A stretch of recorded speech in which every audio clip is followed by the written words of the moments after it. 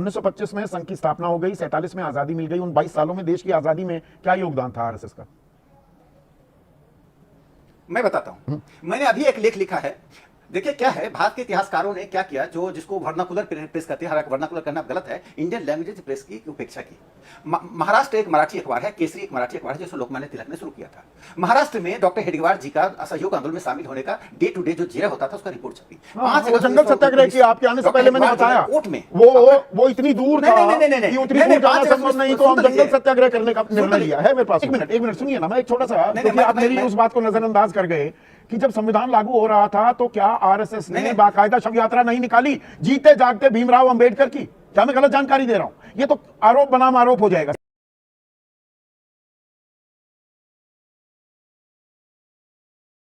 Guys, welcome back my another video. यार कल तो आप लोगों ने प्रधानमंत्री मोदी जी का 103 मिनट का भाषण तो जरूर सुना होगा, क्योंकि कल हमारे देश का इंडिपेंडेंस डे यानी आज़ादी का अमृत महोत्सव यानी आज़ादी का 79th इंडिपेंडेंस डे मनाया गया था। आप लोगों ने वो भाषण तो प्रधानमंत्री मोदी जी का अच्छे से सुना होगा। 103 मिनट का भाषण था।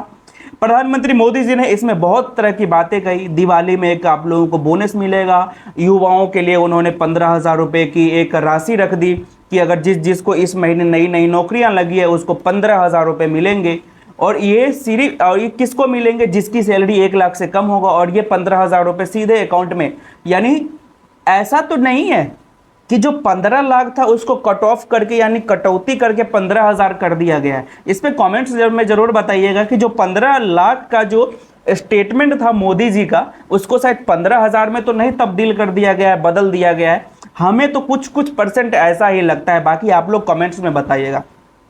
बाकी आगे चलते हैं। प्रधानमंत्री मोदी जी ने वहाँ पे लाल किला में खड़े खड़े आरएसएस की भी तारीफ की। तारीफ तो बनता है, क्योंकि आरएसएस के मतलब 100 साल कंप्लीट हो गए हैं।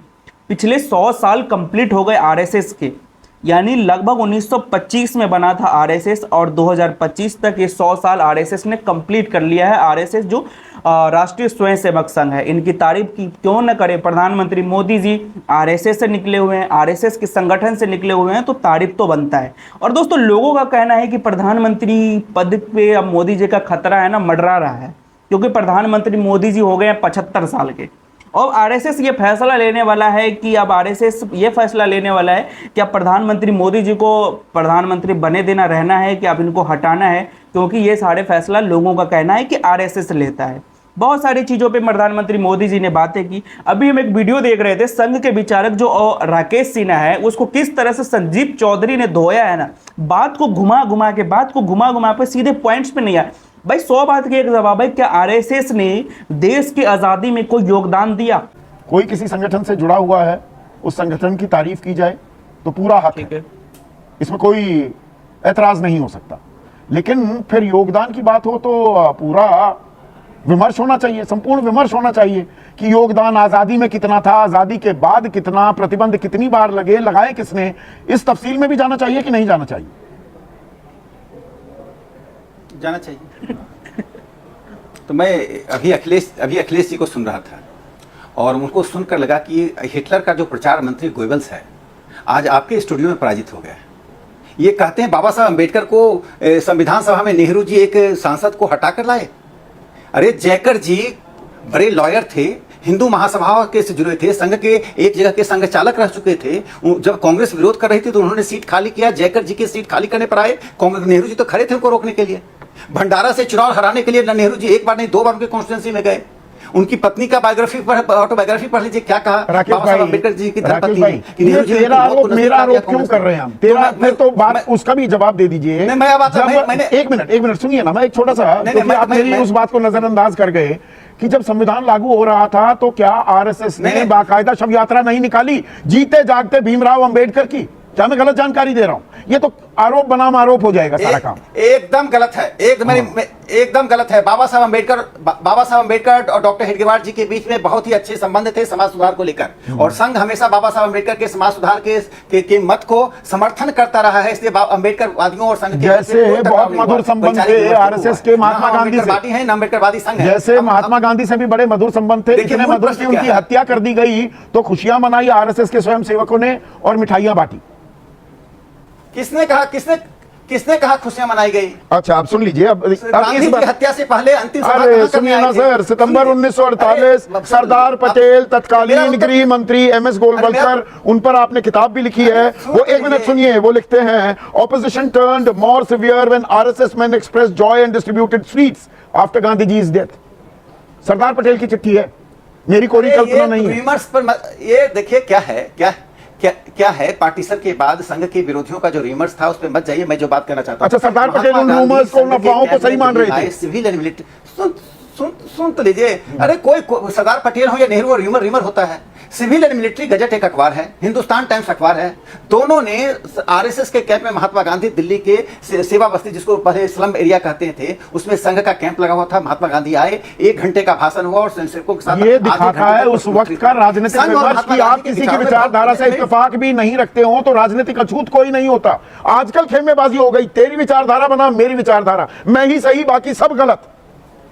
वो उस वक्त का यह विमर्श था कि भाई आप जिससे ना भी इत्तेफाक रखो उसके पास भी चले जाओ मिलने। संदीप जी, एक महत्वपूर्ण विषय पर बहस हो रहा है। यदि हम ऐसी तैसी बात जिस पर हम बहस कर चुके हैं छोड़ देंगे तो इसका लाभ नहीं होगा। प्रधानमंत्री जी ने लाल किले से संघ का जिक्र क्यों किया, यह महत्वपूर्ण प्रश्न है। इसलिए जिक्र किया कि पूरे 100 साल से राष्ट्रीय स्वयंसेवक संघ भारत की संस्कृति, भारत की जो सोल ऑफ इंडिया, भारत की आत्मा को पुनर्स्थापित करने का एक यज्ञ करता है। भारत की आत्मा को पुनर्स्थापित करने का यज्ञ। भारतीय संविधान में विश्वास नहीं, 53 साल लग गए तिरंगा फहराने में।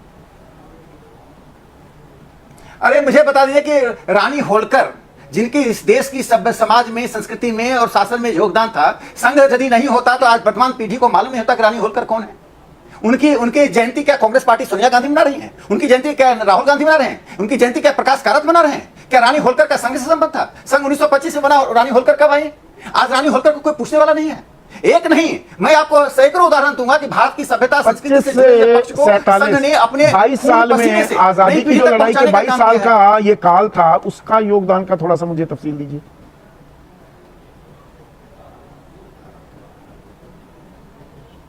हेलो, 1925 में संघ की स्थापना हो गई राकेश जी, 1925 में संघ की स्थापना हो गई, 47 में आजादी मिल गई। उन 22 सालों में देश की आजादी में क्या योगदान था आरएसएस का? मैं बताता हूं। मैंने अभी एक लेख लिखा है। देखिए क्या है, भारत के इतिहासकारों ने क्या किया, जिसको वर्नाकुलर प्रेस कहते हैं, हालांकि वर्नाकुलर करना गलत है, इंडियन लैंग्वेज प्रेस की उपेक्षा की। महाराष्ट्र एक मराठी अखबार है, केसरी एक मराठी अखबार है, जिसे लोकमान्य तिलक ने शुरू किया था।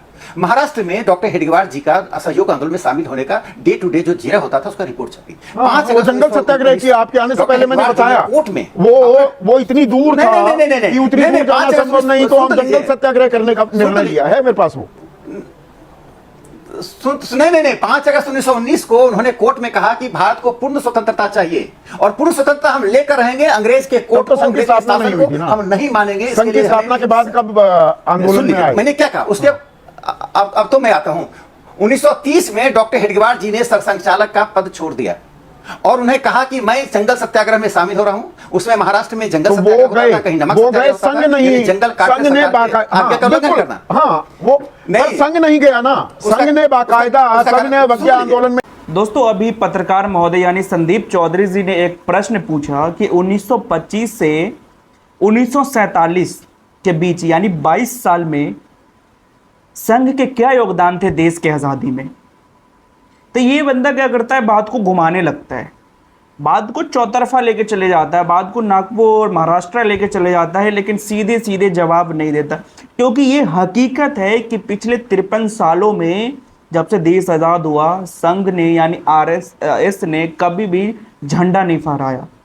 इसी की वजह से जब महात्मा गांधी की हत्या हुई, जब इमरजेंसी लगी, जब बाबरी मस्जिद को विध्वंस किया गया, उस टाइम पे भी आरएसएस को बैन किया गया था। बाकी दोस्तों, आप क्या सोचते हैं इस आरएसएस के बारे में, और ये जो संघ के विचारक जो राकेश सिन्हा बता रहे हैं, उनके बातों से आप कितने % सहमत है? कमेंट्स में जरूर बताइएगा और मिलते हैं किसी नेक्स्ट वीडियो में। तब तक के लिए बाय बाय।